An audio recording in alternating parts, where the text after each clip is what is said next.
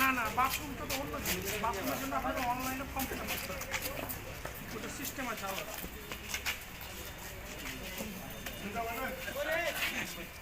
আমি বলে দেবো, পারলাম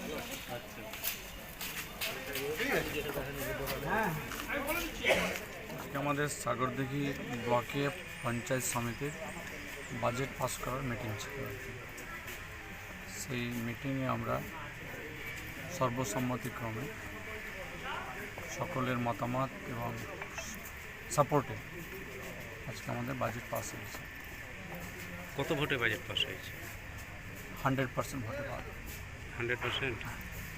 আচ্ছা, বাজেট নিয়ে এর আগে সমস্যা ছিল, সেই সমস্যাটা কি কিছু? দেখুন, সমস্যা তো কাজ করলে কিছু সমস্যা হয়, আর সবে একই পরিবারের লোক, কাজে এরকম সমস্যা আসলে ওগুলো খুব সহজে আমরা মিটিয়ে নিতে পারি আর কি। এটা হচ্ছে তৃণমূল কংগ্রেসের বৈশিষ্ট্য। আচ্ছা, কী কী উদ্যোগ নিলেন?